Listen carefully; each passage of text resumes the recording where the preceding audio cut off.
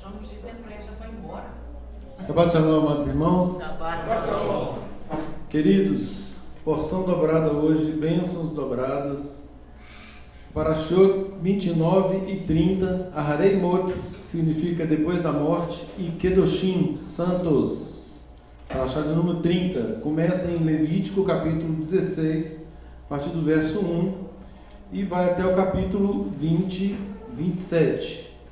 Temos referência Haftará nos profetas em Ezequiel 22, 1 a 19, e também em Amós, capítulo 9, 7 a 15, e em Ezequiel, capítulo 20, versos 2 a 20.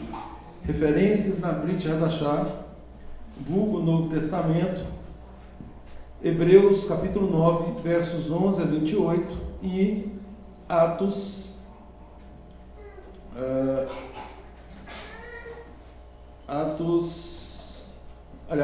Mateus, capítulo 5, versos 43 a 48. Queridos, então, o nosso estudo de hoje, Aharei Mot, começa no capítulo 16. Aharei Mot, depois da morte de quem? Nadab e Abiú. Então começa aqui dando instruções, já falando do Yom Kippur, no capítulo 16, verso 1, diz assim: falou Adonai a Moshe e a Moisés, depois que morreram os dois filhos de Arão, tendo chegado aqueles diante de Adonai. Já estudamos o motivo pelo qual Nadab e Abiú morreram, né, exatamente por não seguirem as instruções de Adonai. E aí tem várias justificativas para isso, tanto a questão do fogo estranho, quanto a própria questão ritualística, né, talvez ali uma embriaguez, enfim, que acabou resultando na morte deles. E daí o Eterno institui o dia da expiação, né, Yom Kippur, disciplina a questão do sacrifício pelo sumo sacerdote, primeiro para ele, né, já falamos também sobre isso, e aí posteriormente para o povo, sacrifício aí pelo povo. E coloca em Yom Kippur, gente, como uma santa convocação, está em Levítico 23, e estas são as minhas festas, santas convocações, diz Adonai. Então Yom Kippur, né, está dentre estas festas, né? Nada obstante o caráter expiatório, né, está ali contido, mas nós sabemos obviamente o significado de Yom Kippur nesse contexto, né? Então nós temos que também atentar para isso. No capítulo 17, o Eterno ele dá instruções acerca de como matar o animal, né? Tem a questão da proibição de comer sangue. No capítulo 18, nós temos aqui os casamentos ilícitos, né? E as uniões aí que o Eterno abomina. No capítulo 19, ele tem a repetição praticamente de todos os mandamentos, né? Sobretudo os 10 mandamentos. No capítulo 20, né, tem penalidade aqui sobre os diversos crimes. E terminando no verso 27, aliás, no capítulo 20, enfatizando aí no capítulo 25, no versos 25 a 27, termina assim: fareis, pois, distinção entre os animais limpos e os imundos, e entre as aves imundas e limpas, não vos façais abomináveis por causa dos animais, ou das aves, ou de tudo que se arrasta sobre a terra, as quais coisas apartei de vós para tê-las por imundas. Ser-me-eis santos. Aqui está o resumo de toda a nossa porção de hoje. Ser-me-eis santos, porque eu, Adonai, sou santo, e separei-vos dos povos para serdes meus. O homem ou mulher, e aí termina no verso 27, o homem ou mulher que sejam necromantes ou feiticeiros serão mortos, serão apedrejados, o seu sangue cairá sobre eles. Queridos, eu quero enfatizar hoje o capítulo 18. Capítulo 18, e fazer aqui uma retrospectiva dos dias que estamos vivendo.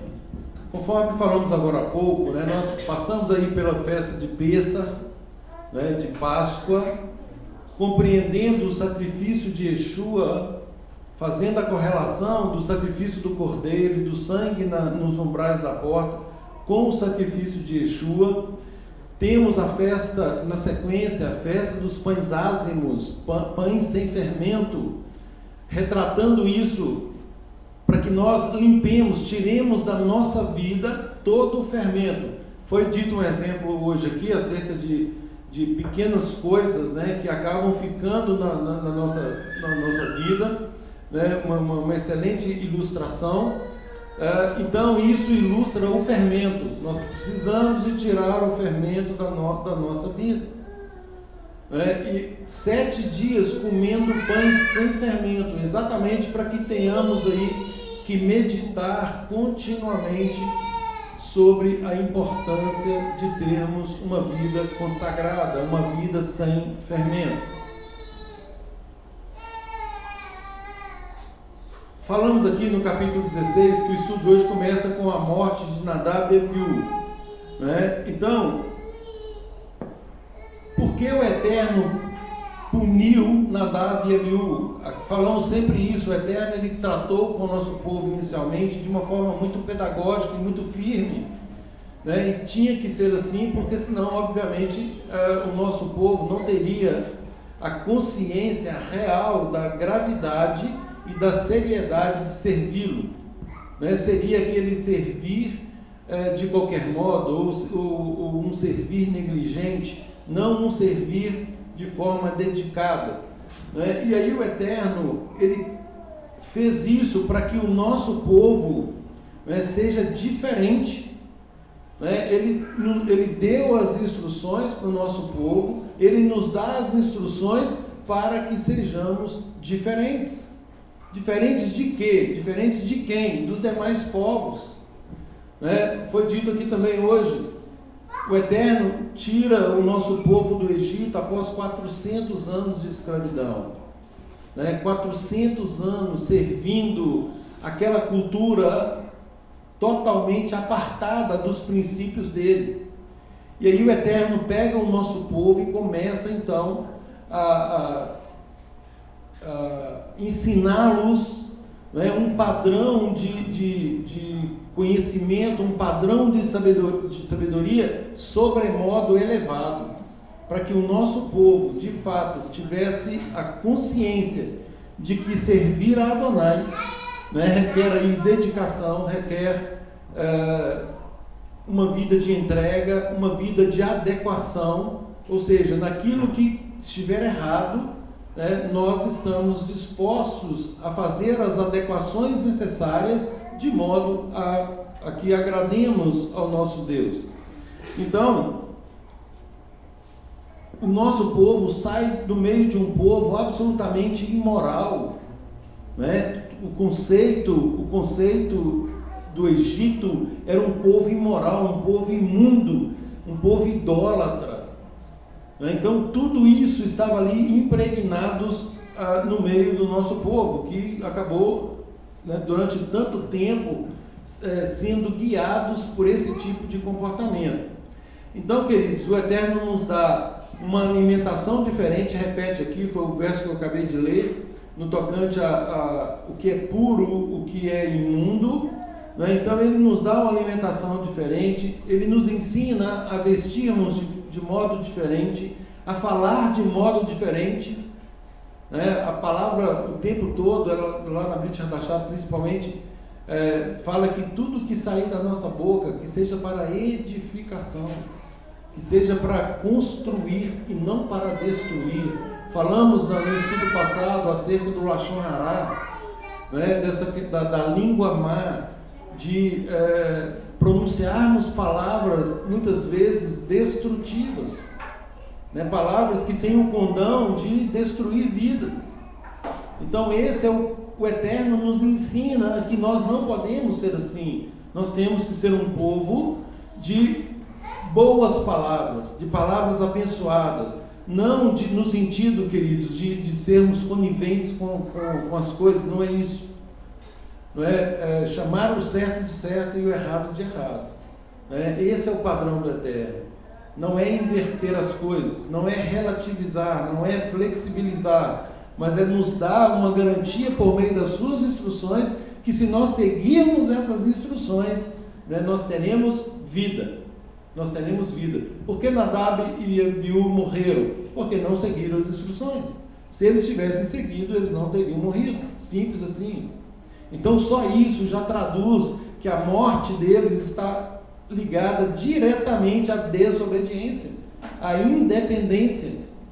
O Eterno estava ali formando um serviço sacerdotal, sendo o primeiro dia de trabalho de Arão, e os 2 filhos aprontando, agindo absolutamente alheios àquilo que o Eterno estava fazendo. Não poderia, de fato, não poderia ser outra a punição, porque certamente haveria ali uma debandada, haveria um desprezo por algo tão sério que o Eterno estava ensinando. E muitas vezes, queridos, nós sabemos aí, falamos também acerca de todo esse ensino. Nosso povo ficou aí 400 anos com culturas egípcias cunhadas ali no seu intelecto, no seu gene, e nós estamos há 2000 anos com essa mesma cultura romana incutida em nós. Então requer um trabalho hoje, a mesma coisa que aconteceu com o nosso povo, um trabalho, um reensino, uma readequação, uma correção. Isso é techuvá. Tem que corrigir o curso. Então nós temos que deixar de lado o ensino romano, e a pessoa fala assim: eu vou esquecer tudo que eu aprendi. Gente, é aquela coisa, readequar. Roma ensina que não se deve guardar mandamentos. Falou que Yeshua aboliu mandamentos. O que a Torá fala? Exatamente o contrário. Exatamente o contrário. Então, quando nós pegamos o ensino romano e pegamos o ensino de Yeshua e da Torá, nós percebemos o quê? Tem uma colidência ali. Se tem uma colidência, eu fico com o quê? Eu fico com o ensino romano ou eu fico com o que está na Torá e com as palavras de Yeshua? A resposta é óbvia. Então, eu fico com o que está na Torá e com aquilo que Yeshua nos ensina. E Yeshua é muito claro, em Mateus 5,17: não penseis que eu vim abolir, revogar, anular a Torá ou os profetas, nada disso. Agora, como que Yeshua, sendo o líder do movimento intitulado como cristianismo, como que ele poderia dizer algo e os seus seguidores não seguirem, não obedecerem? Mas espera aí, ele está dizendo que não veio para revogar, ele veio para cumprir. Mas e aí? Aí falam que ele revogou? E se ele revogou, qual que é o efeito prático disso? Então, assim, é tanto ensino equivocado que foi cunhado aí ao longo desses 2000 anos, que nós precisamos rogar ao Eterno, por sabedoria do alto, para tirarmos esse fermento do nosso meio. Isso é um fermento. São sofismas, mentiras misturadas à verdade, que nos entrega um resultado obviamente enganoso. E é tão contraditório, quando pega uma linha de principiológica ali, o ensino é tão contraditório que ele próprio não se sustenta. E muitos de nós somos confrontados e não sabemos responder muitas vezes, exatamente por não identificarmos esses princípios. E aí o Eterno nos dá as suas maravilhosas instruções. Então essas instruções, nós vamos ler o texto aqui, mas essas instruções, como eu sempre gosto de enfatizar, são o alicerce, né? A coluna, uma coluna no qual todo edifício está ali edificado, né? E Yeshua, ele é comparado a essa coluna. Exatamente por quê? Porque quando ele fala que eu sou a verdade, né? Ele é a vontade do Pai declarada, é a vontade do Pai viva, testemunhada, né? Uma vontade que é totalmente obediente àquilo que o Pai determina. E nós, queridos, nós sucumbimos por muito pouco, né? Quando nós olhamos para essas instruções, aquilo que também falamos há pouco, olhamos para essas instruções tão preciosas, né? E aí, num pequeno esforço da nossa parte, nós sucumbimos. Nós preferimos agarrar um sistema romano que ainda está incutido em muitos de nós. Por exemplo, a questão do Shabat, mais uma vez. E tem um texto aqui hoje que eu vou ler, né? Aliás, deixe-me lê-lo de uma vez.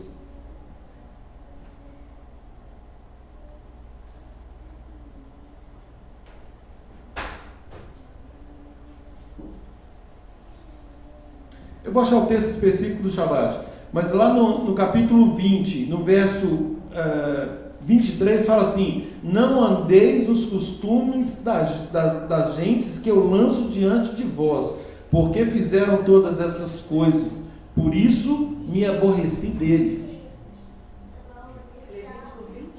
23, olha o verso 24: mas a vós, ou seja, agora é conosco, em relação a nós, eu vos tenho dito: em herança possuireis a terra, eu vou-la darei para possuirdes, terra que mana leite e mel. Eu sou Adonai, vosso Elohim, que vos separei dos povos.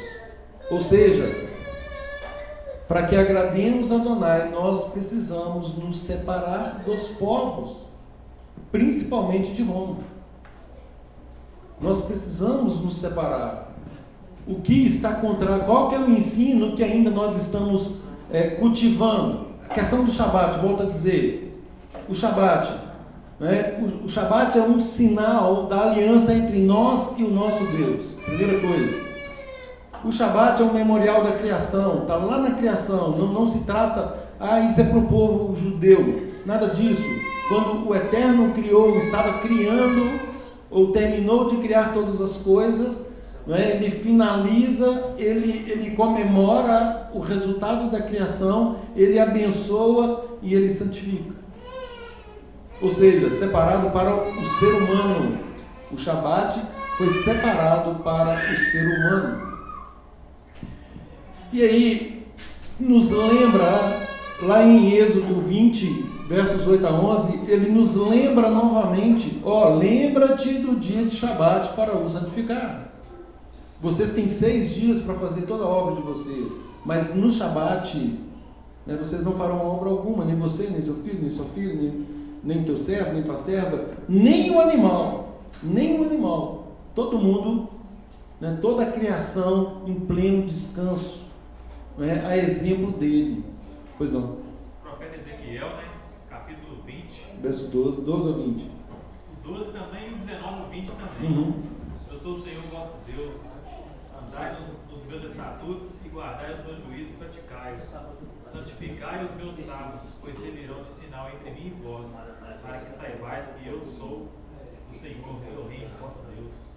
Yeshua disse que não veio abolir a lei de quem? Os profetas. As palavras. Exatamente. Então, assim, e aí, queridos, nesse contexto, qualquer vacilo, por exemplo, né, o nosso trabalho, quem nos dá a provisão de todas as coisas? Se isso estiver muito claro, se isso for uma premissa totalmente verdadeira para quem declara, ele está muito bem. É exatamente isso, né? O nosso sustento, a nossa provisão vem de Adonai. E tem muitos que pensam que vem por nossa habilidade. Ah, mas eu fiz curso superior, eu fiz mestrado, eu fiz doutorado, eu fiz não sei mais o quê, não sei mais o quê, não sei mais o quê. E daí? Se o Eterno não abençoar, de nada vale. Se o Eterno não edificar, não adianta nada. Se Ele não vigiar por nós, também nada adianta. Então, se nós entendemos que é Adonai que nos dá a provisão, por que nos sujeitamos a regras que transgridem a própria norma de Adonai? Isso faz sentido? Nenhum para mim. Nenhum. Zero. Não é zero. É óbvio que isso, gente, isso tem a ver com cada um que passa por essa situação. E compete a cada um de nós, né, buscar de Deus essa revelação, né, de algo que para mim já é muito claro. É muito claro. Né? E eu me atrevo a ir muito além. Eu penso o seguinte: eu sou pai, né? E a grande maioria dos homens aqui também o são. Nós pais queremos dar tudo de bom para os nossos filhos. Quantas vezes eu ficava maluco para dar algo para o meu filho e querendo que ele me pedisse e ele não pedia. Aí às vezes ele vinha com toda a timidez e falava: rapaz, você não sabe nem pedir.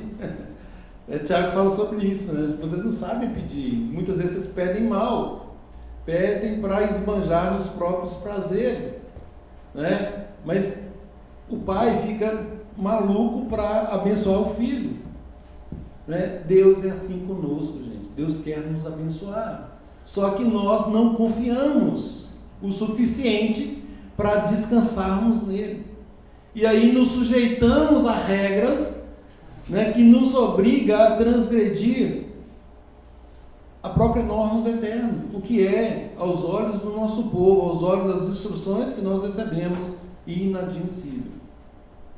Inadmissível. E aí muitos dirão, né, aí entra na humanização e entra na flexibilização. Muitos dirão: ah, mas o coitado, ele tem que colocar o pão na casa dele. Nós acabamos de perguntar aqui, né, quem é que nos dá a provisão? Ou seja, se é Ele, por que nós estamos traindo esse princípio? Isso é uma traição. Por que estamos traindo? Onde está a nossa fé, entre aspas? Né? Porque esse conceito de fé romano, ele tem que ser urgentemente abolido. Porque fé para o povo judeu, para o povo israelita, né? Fé para o nosso povo é confiança, fidelidade. Isso é fé. Não é uma abstração, onde, como se fosse algo mágico, que, não, eu tenho fé. Bom, e daí? Né? Tiago, aliás, também fala sobre isso. Bom, se você tem fé, então mostra o resultado da sua fé. Né? Deixa-me ver aí o que a sua fé está produzindo. Né? Agora, onde que uma pessoa que diz que tem fé, no conceito correto aí de emuná, faz algo que contraria a norma? É a mesma coisa de falar, por exemplo, que nós não somos criminosos e ao mesmo tempo nós praticamos crimes. Como assim? Se nós praticamos crimes, nós somos criminosos. Se nós infringimos a norma do Eterno, nós somos pecadores. 1 João capítulo 3, verso 4, pecado, isso é o conceito bíblico de pecado, está na Brit Hadashah, 1 João capítulo 3, verso 4. Pecado é a transgressão da lei, é a transgressão da Torá. Isso é pecado. Então, queridos, as duas parashot de hoje, ela nos dá uma lição muito importante, né? Que o Eterno, ele nos separou um povo para si, um povo que se dispôs a fazer essas adequações. Não é nós aqui, não somos nós que nos adaptamos ao mundo, é o mundo que tem que se adaptar a nós. O Eterno nos diz: se diligentemente obedecerdes a meus mandamentos que hoje vos ordeno. Nós falamos isso aqui todo dia, 2 vezes ao dia, no mínimo nós teríamos que declarar o Shema, né? se diligentemente. Então não pode ser de qualquer jeito. Eu estou sendo diligente? O que é ser diligente? Ser diligente é ser zeloso, ser caprichoso, ser eficiente, profícuo. Ou seja, eu quero todos os resultados dessa obediência. Então, se diligentemente eu obedecer os mandamentos que o Eterno está me dando, aí vem as promessas logo na sequência. Você vai ter mato, vai ter erva no campo para os vossos gados, eu vou fazer isso, vou fazer aquilo. Ou seja, se quiserdes e me ouvires, comereis o melhor desta terra. O Eterno, ele nos garante uma posição de cabeça. Ele nos garante uma posição de cabeça. E muitos de nós estão felizes por serem caudas. É muito... Isso diverge demais do ensino. Como podemos nos contentar em ser cauda quando a quem servimos nos dá uma garantia tão de excelência? Eu vou te colocar por cabeça e não por cauda. Você vai emprestar, você não vai pedir emprestado. Você vai ser sal, você vai ser luz. Você não vai ficar na escuridão, você não vai ficar sem tempero. Você vai ser diferente.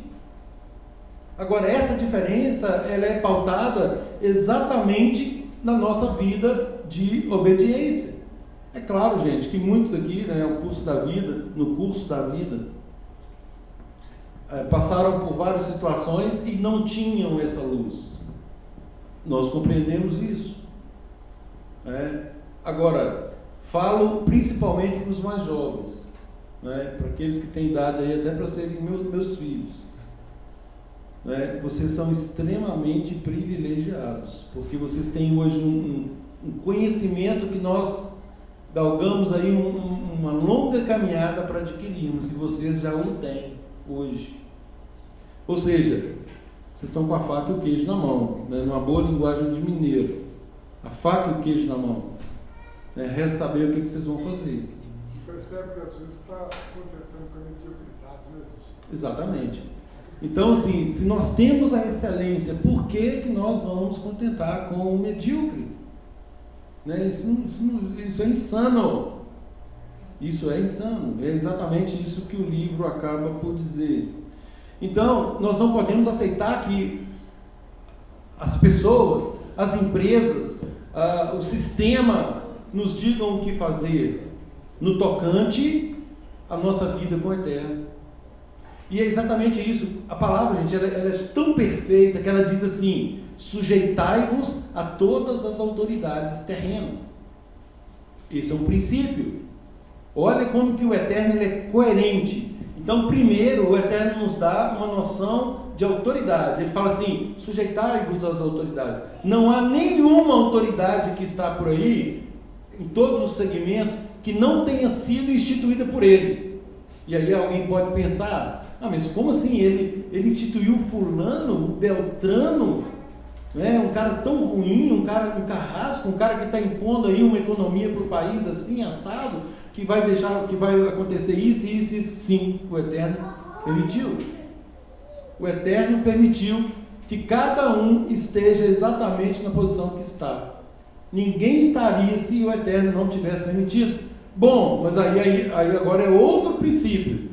Por que estão? Aí a palavra diz: eles estão ali para abençoar uns e punir outros. Essa é a função deles ali. Agora, quando que nós, povo de Deus, está desobrigado a não obedecer a essas autoridades? Só em uma circunstância. Só em uma. Ou seja, nós nos sujeitamos a todas as autoridades. Ponto. Esse é o princípio. Há uma exceção. Qual é? Ou qual seja, quando essa autoridade ou determinada autoridade nos impuser algo que contrarie uma ordem expressa do Eterno. E aí, de novo, pegando o exemplo do Shabat, o nosso empregador nos manda trabalhar no Shabat.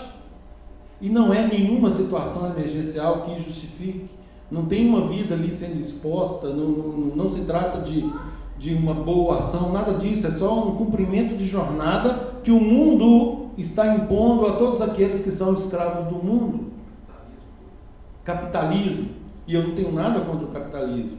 A questão é o foco desse capitalismo, ou seja, resultado a qualquer custo, inclusive passando por cima das normas que o Eterno nos dá.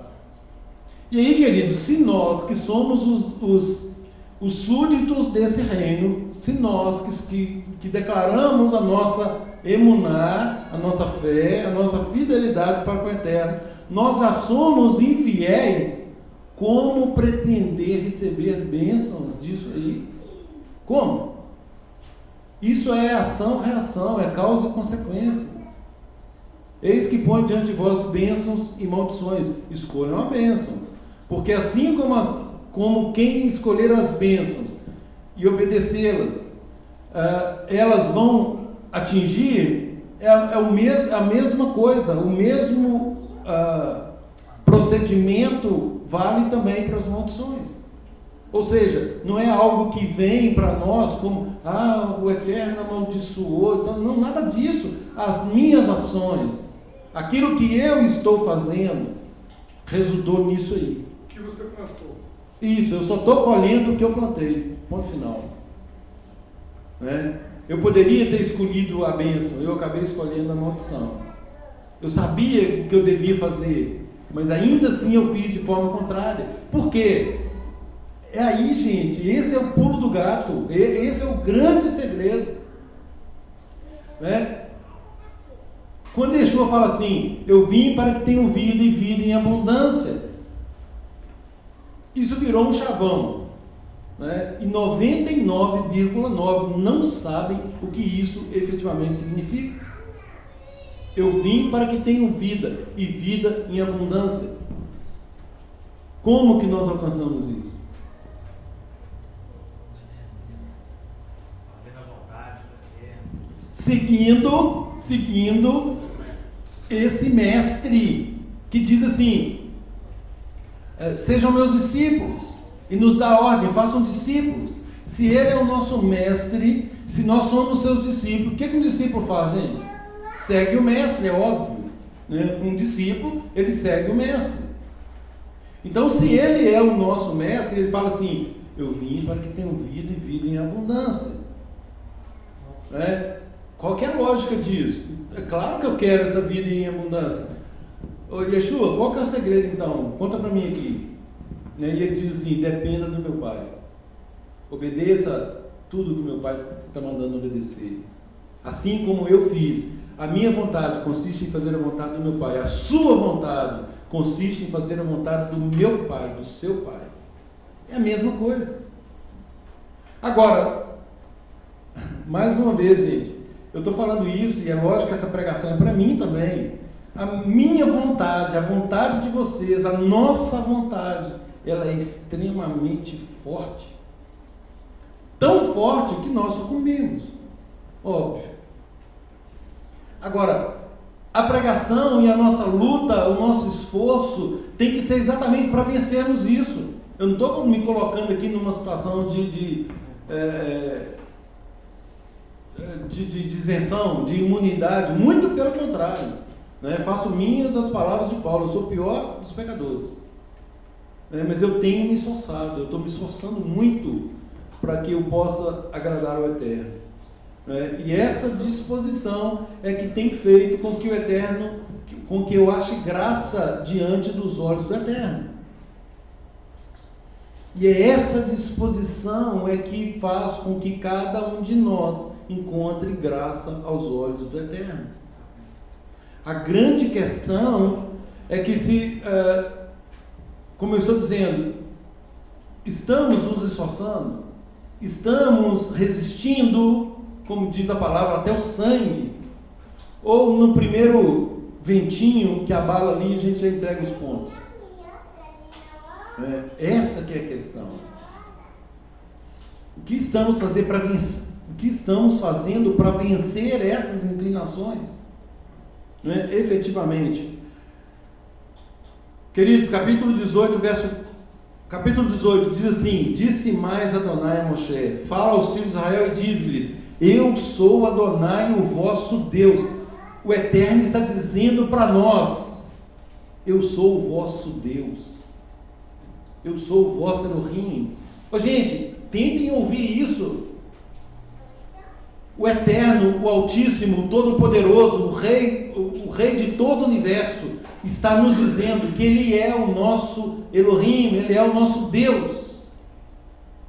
Como assim? Como assim? O Deus Todo-Poderoso que fez os céus, a terra, o mar e tudo que neles há, Ele é que é o nosso Deus? Sim, Ele é o nosso Deus. Bom, é claro que eu quero servir esse Deus. O que eu tenho que fazer?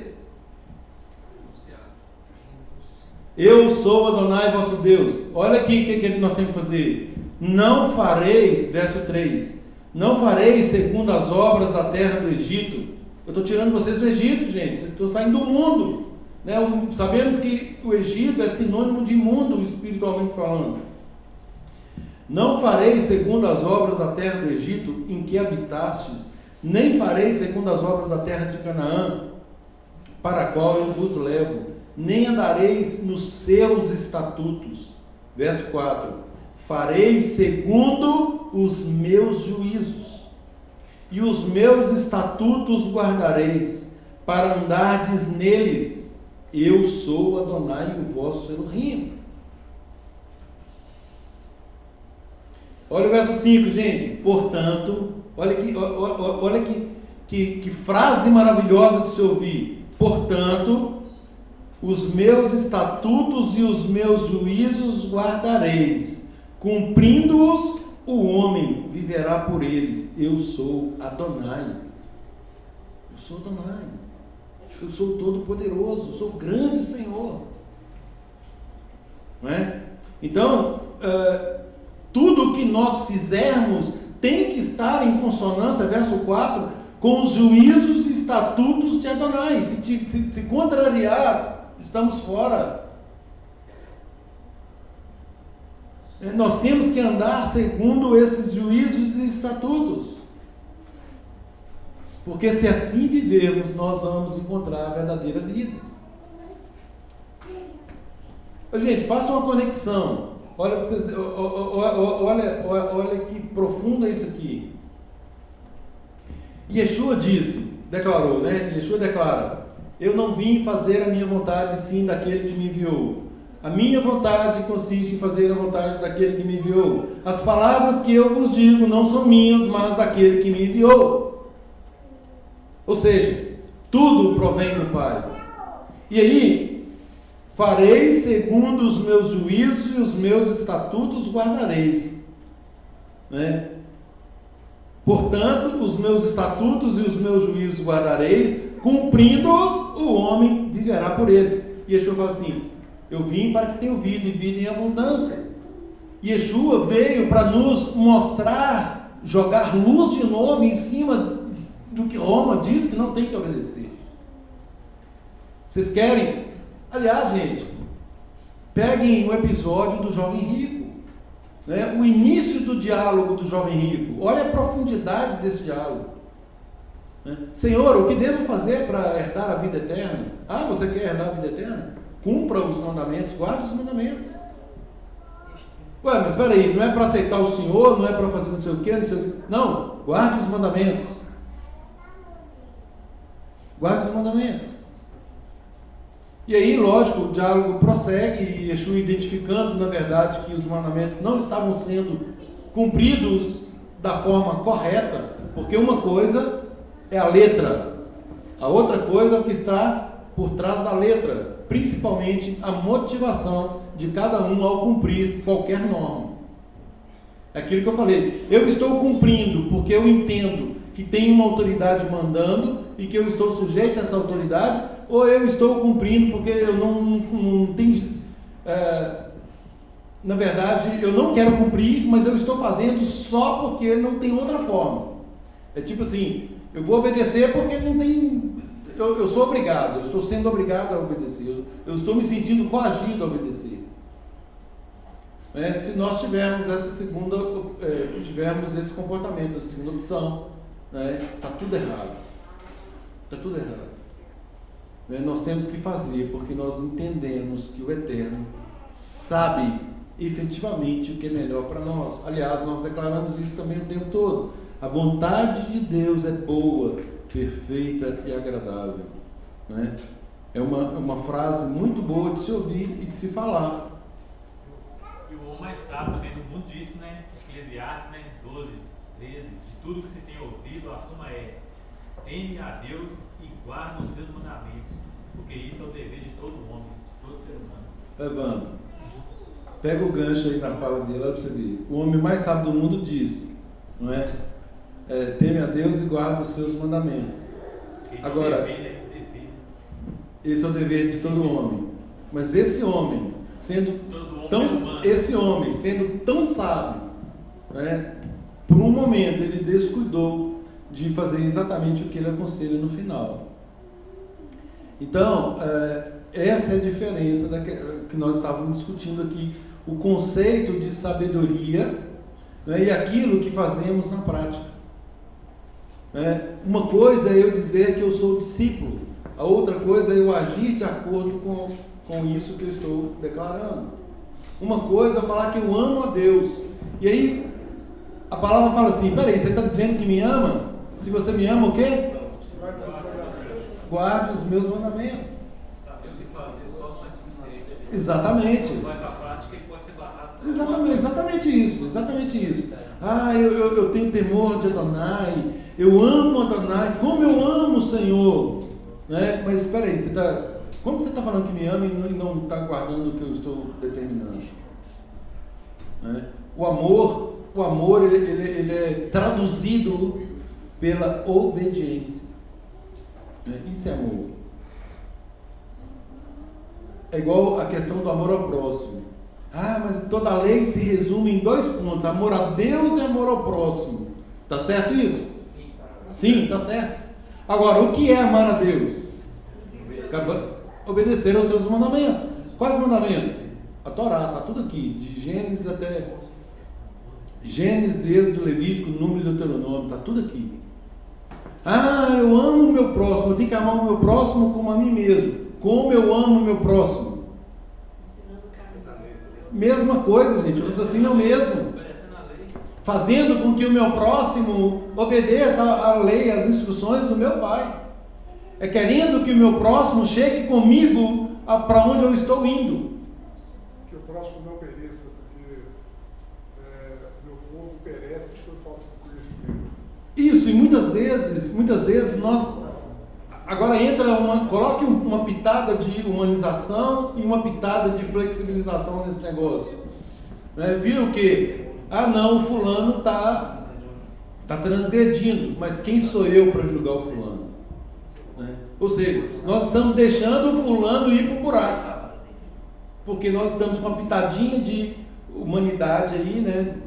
Humanismo, né? E uma pitadinha de flexibilização. O Eterno vai relevar isso. O Eterno há de relevar. O Eterno, afinal de contas, o Eterno é amor, é compreensão, é misericordioso. Né? E aí nós encontramos a desculpa perfeita para transgredirmos.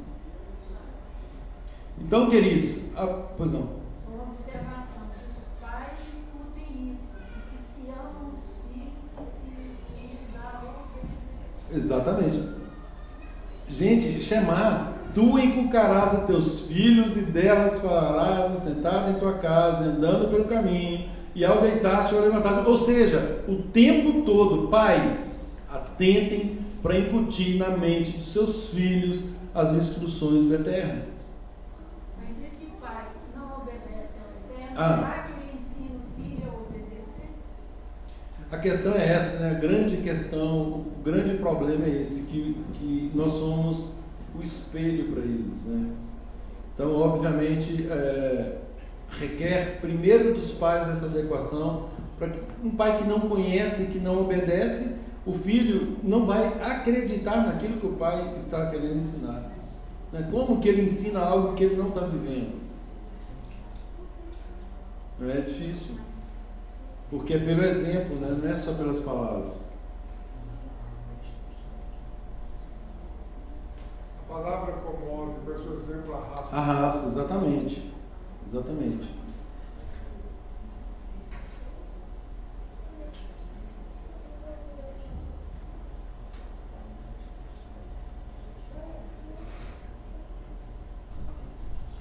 E aí, queridos, mais uma vez chamamos a atenção com relação a essas instruções. Muitos dizem assim, isso é coisa de judeu. Né? Isso aí é o povo judeu, isso é para Israel. Né? Mais uma vez, não há as instruções do Eterno são para o homem, para o ser humano, É óbvio que ele tem um pacto com Israel, mas por meio de Israel ele permitiu o enxerto, e quem se enxerta se torna israelita. Ou seja, a mesma lei, tanto para o natural quanto para o estrangeiro. Era para Israel uma pura verdade. Sim. Né? Sim, mas Se fora de Israel, a questão é que ninguém pode ficar fora de Israel. não pode ter. Exatamente. Então, uma mesma instrução, né? O que o Eterno fez com Israel foi exatamente começar ali o seu povo. Ele fez daquelas pessoas o seu povo, elegeu aquelas pessoas como sendo o seu povo e nos deu todas as diretrizes para que nós possamos ser inseridos nesse povo, ser considerados também como filhos, e não como bastardos, e não como gentios. Né? Gentio é aquele que efetivamente não quer obedecer, não quer fazer parte de Israel. Esse é o gentio. Agora, aquele que quer, ele deixa de ser gentio e passa a ser um cidadão israelita, passa a fazer parte da mesma família. E o Eterno diz assim: um só povo, né? Uma só família, um só pastor, um só Deus.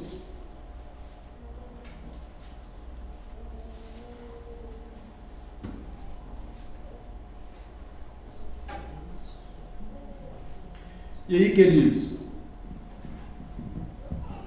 muitas leis, não é? Por exemplo, a lei da alimentação, kashrut, muitos falam assim, isso é só para Israel. Mais uma vez, nós temos aqui relações sexuais ilícitas, isso é só para Israel. Isso é só para Israel, isso é só para Israel. Opa, peraí, se o Eterno é o Deus de Israel, né? Ele dá as instruções, ele fala assim: eu sou o vosso Deus. Se as bênçãos, se obedecer a estes mandamentos, né, resultam em bênçãos, então as bênçãos têm que ser só para Israel também. Né? Uma pessoa que está fora, ela não pode falar assim: não, isso aí é só para Israel, eu não preciso. Mas quando chega a hora das bênçãos, ela fala assim: ó Senhor, derrame bênçãos sobre mim, que venha isso, que venha aqui. Aí ela começa a repetir a Torá, todas as bênçãos que estão em Deuteronômio ali, Deuteronômio 28 e seguintes ali. Ela começa a repetir, ela quer as bênçãos, mas ela não quer os mandamentos. São tão contraditórias, se então o dízimo é só para Israel também. Em resumo é isso. O gentio hoje, o que ele faz? Ele escolhe a parte boa, né, e monta ali uma outra Torá, né, uma outra instrução, uma outra mensagem. A mensagem é o seguinte: aquilo que for bom eu quero para mim, aquilo que for ruim é só para Israel. Querendo ou não, foi reescrita a Bíblia, né? Exatamente.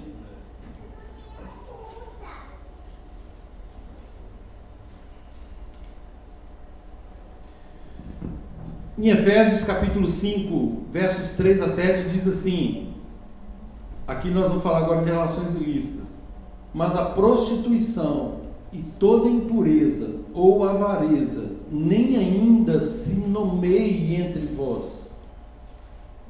O que é isso? O que significa essa frase?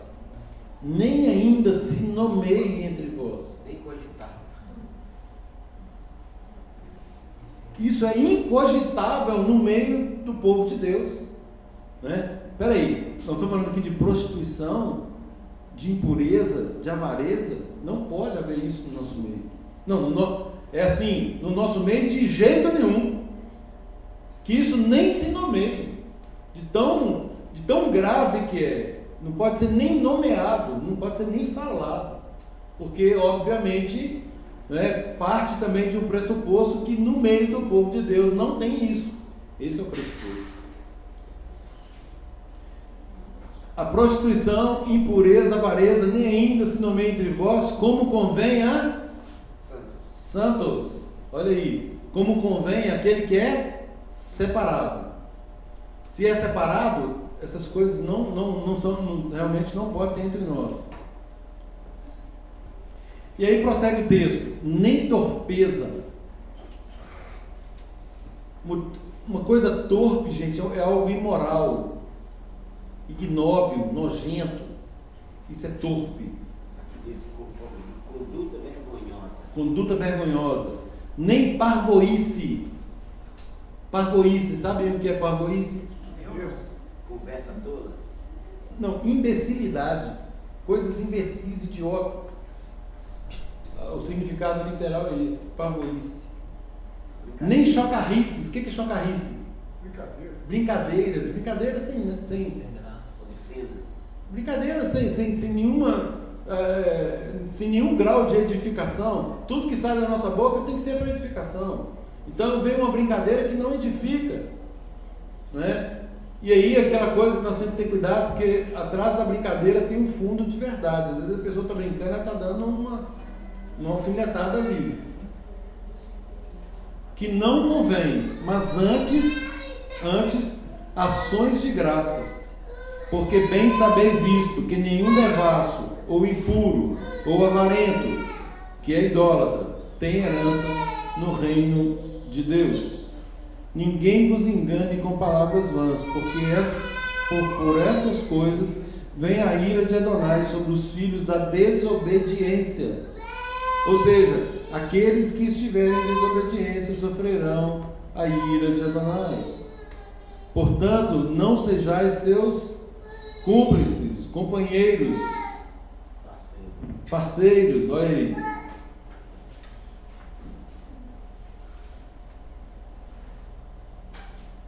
Então, queridos, aqueles que dizem que mandamentos não são para eles, sofrerão as penalidades decorrentes dessa pseudo-ignorância.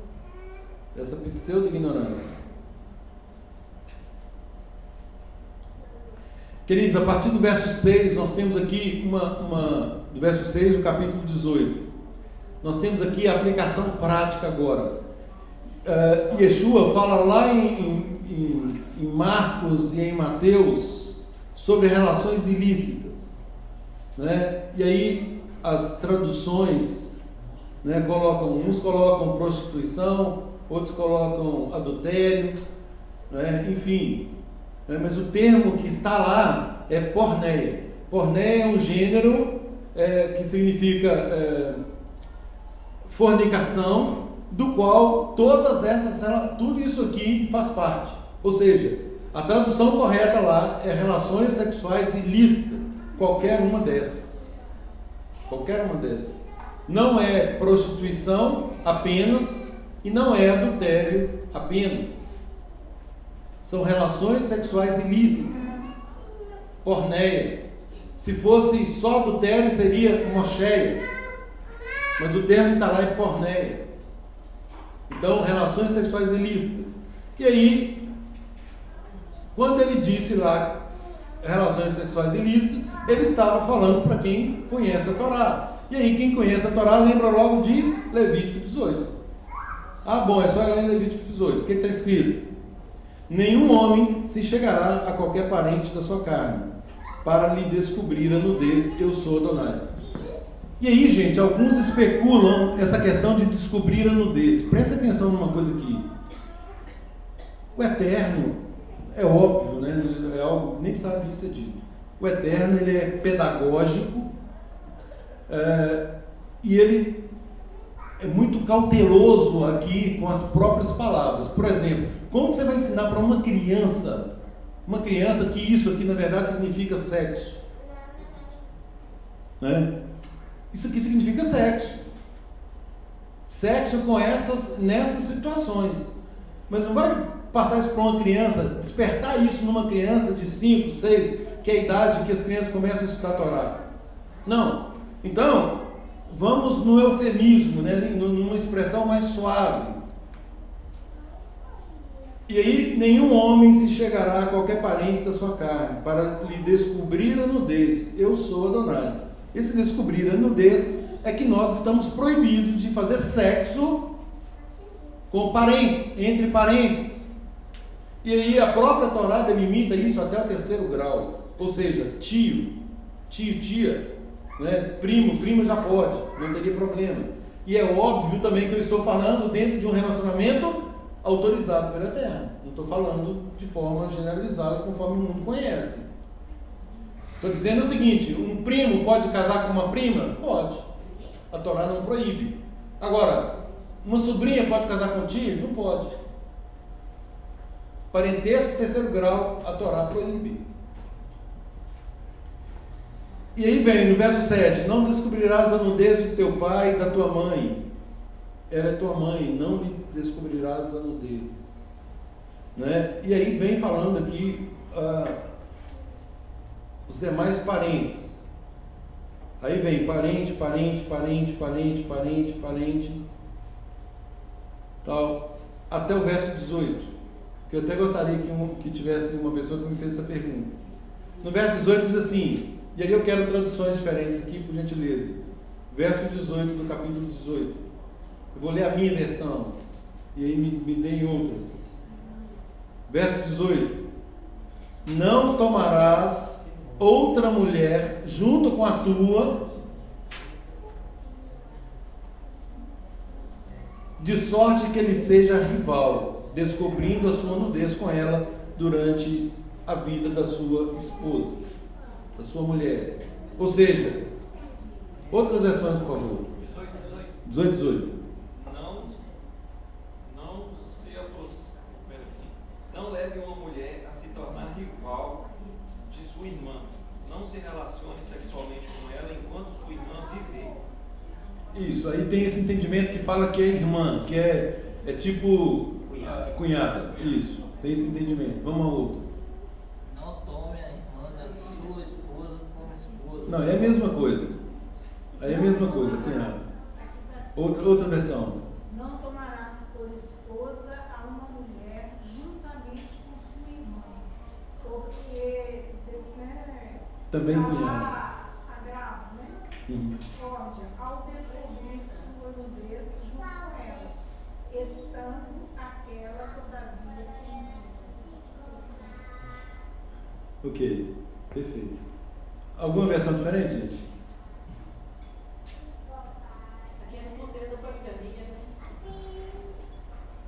Vejam bem, qual é o princípio ou quais são os princípios que estão contidos nesse verso? Primeira coisa, vedação da poligamia, óbvio.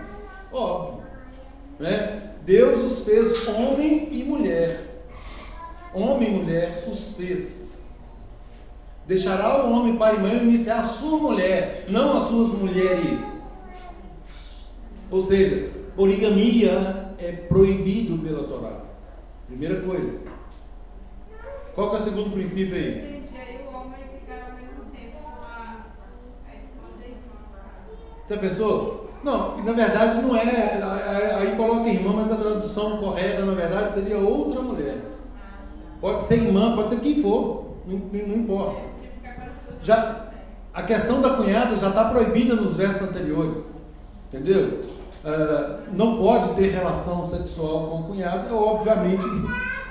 Seria um absurdo, né? Porque qual que é o princípio? Existe um princípio aqui. Então, a primeira coisa, vedação da poligamia. Me perguntaram isso outro dia, né? E aí eu respondi o seguinte, gente, o fato de terem tido pessoas de Deus, né, que tiveram mais de uma mulher, isso não significa que o Eterno aprovou ou determinou aquilo, muito pelo contrário. Aquilo foi feito por causa de uma cultura e por causa da vontade humana. E aí o exemplo que nós temos, né, citamos sempre, constantemente, Abraão, por exemplo, né, quem que era a esposa efetiva dele? Sara. Ah, ele teve um caso extraconjugal com Agar. Ok, teve. Mas o costume da época era que quando uma mulher era estéril, isso era costume, tem nada a ver com a vontade de Deus. Então, se uma mulher era estéril, a mulher poderia dar a sua ama, a sua serva, né, para que ela tivesse um filho, e o filho dela seria como se fosse da patroa, no caso de Sara. Então, isso aconteceu por causa desse costume. E aí o Eterno coloca ordem na coisa. O que eu prometi não tem nada a ver com o que vocês fizeram. É outra coisa. O caso de Jacó lá, por exemplo, Jacó amava quem? Ele se sujeitou ao trabalho por quem? Por Raquel. Era a única mulher que interessava a ele. Agora, por causa do que fizeram com ele, ele já pegou Lia primeiro, depois pegou a serva de Lia e a serva de Raquel. Ou seja, acabou tendo 4 mulheres. Costume. Nada a ver com uma autorização expressa do Eterno. Nada a ver. É tão contrário ao Eterno, à vontade dele, que até hoje arrasta problemas gerados por causa desses erros lá atrás. Com certeza, com certeza.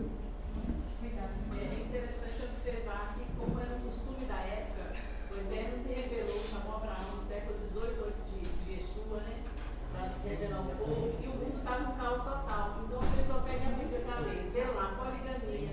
Então pode, vê lá, a filha de Ló dormiu com ele. Isso. Então pode, filha dormiu com ele. Tem que saber discernir. Tem que ter princípio de hermenêutica, tem que conhecer isso, né? Para entender o que é descrição daquele mundo caótico, desorganizado, e sem a lei do Eterno, do que é a lei do Eterno. Né? Por exemplo, a questão da patroa da serva. Aquilo está no Código de Hammurabi, era da lei dos homens naquela época.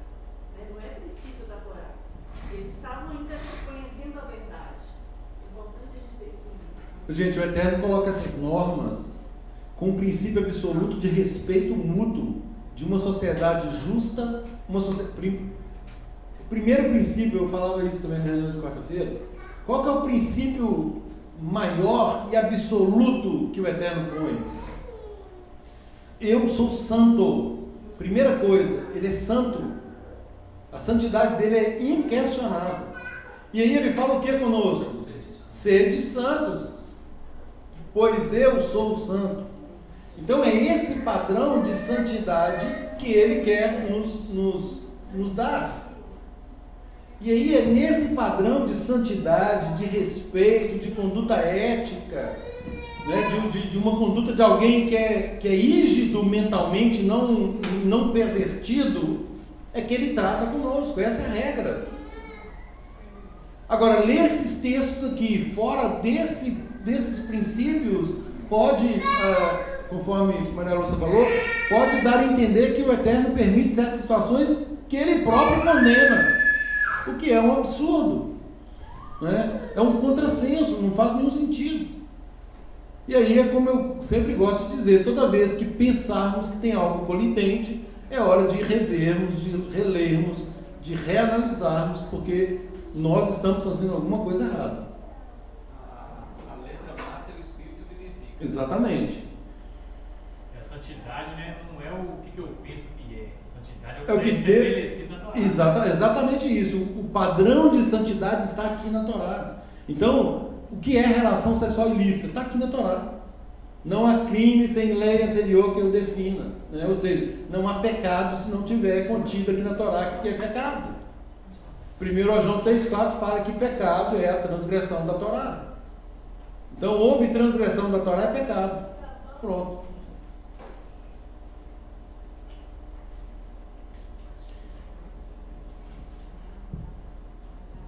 Então, queridos, o que o Eterno nos ensina é que tenhamos relações saudáveis, santas, né, sagradas entre nós, né, que verdadeiramente é a base de uma sociedade nos padrões dele, não nos nossos padrões. nos padrões dele. Se nós obedecermos esses simples comandos aqui, esses simples mandamentos, né, nós teremos uma sociedade alicerçada na vontade dele, ética, moral, né, e espiritual.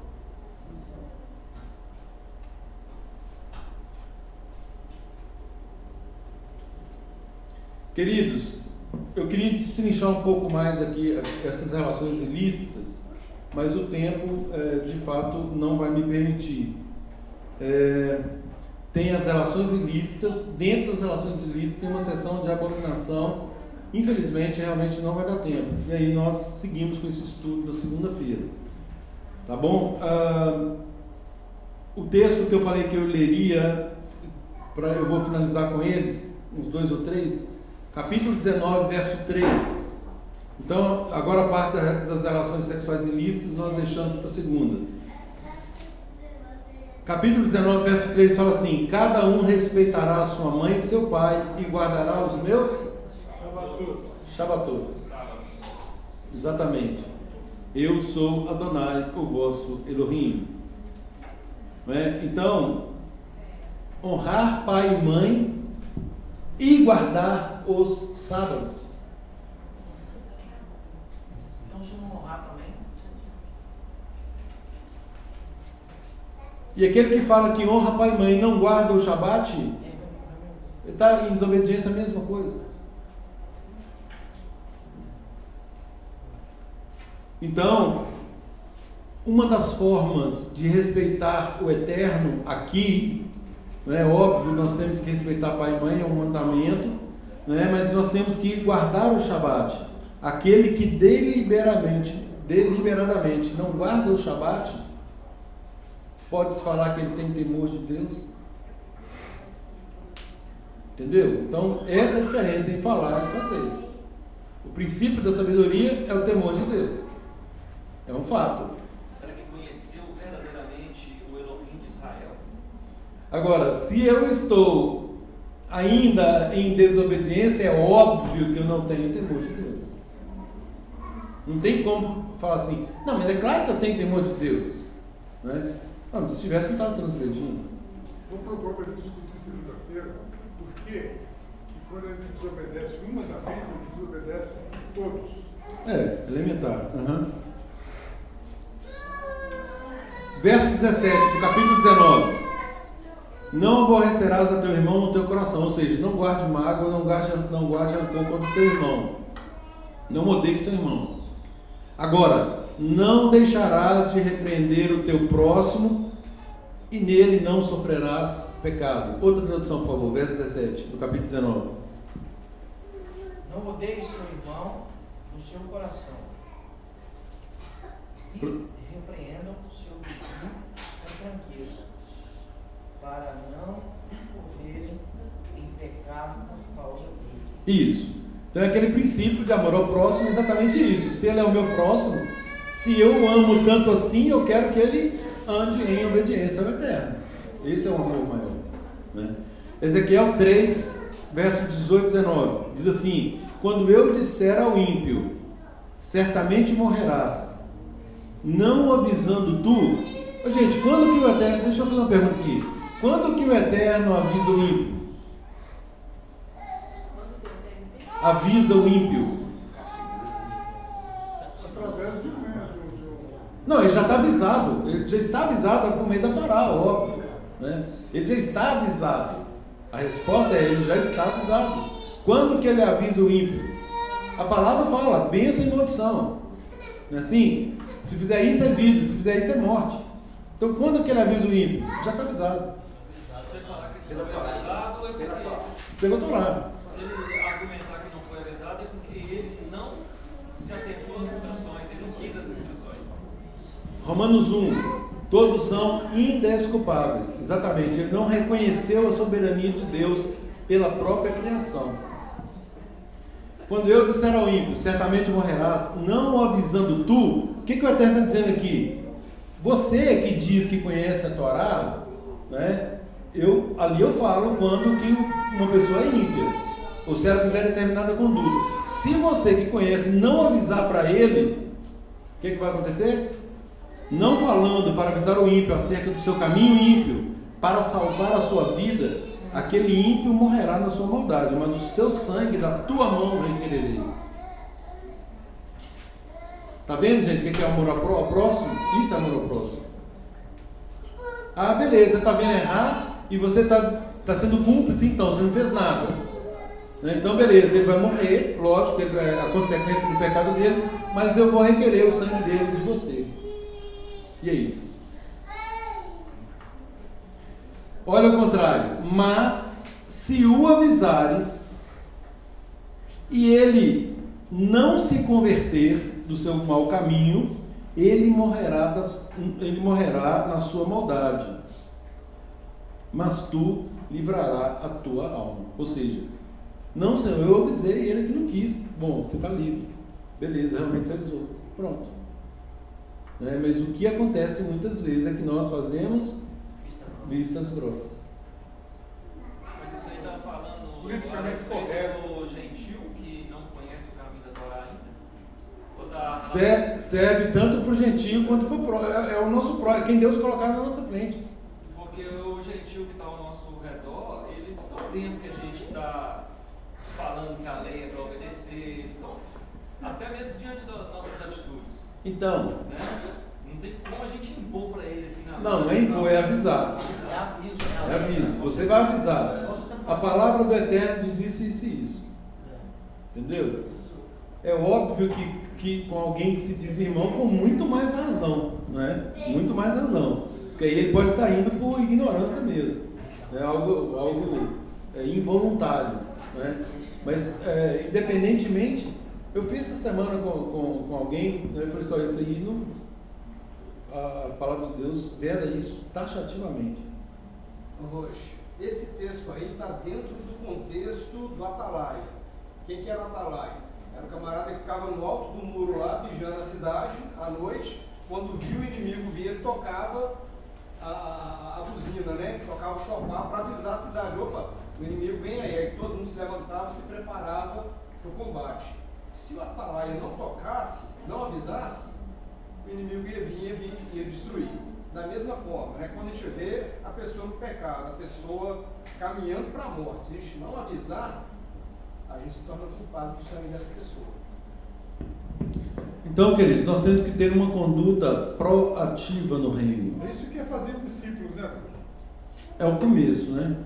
É o começo. Já é, exatamente, uma situação dessa, se ganha a pessoa, não, eu quero aprender, eu quero fazer tudo corretamente. Né? Então, aí sim, ela tem a oportunidade de conhecer toda a vontade de Deus. Queridos, que o Eterno nos abençoe, que Ele nos capacite para que possamos andar de acordo com essa santidade que Ele requer de nós, né? E efetivamente nós só conseguiremos isso, primeiro, dependendo exclusivamente dEle, e segundo, no corpo de Yeshua. A palavra de Deus fala que a multiforme sabedoria dEle se manifesta por meio do corpo de Yeshua. Então, que compreendamos isso, esse é o real sentido do congregar, né? Que compreendamos também a seriedade disso e que possamos nos edificar mutuamente. Shabbat Shalom a todos. Shabbat Shalom.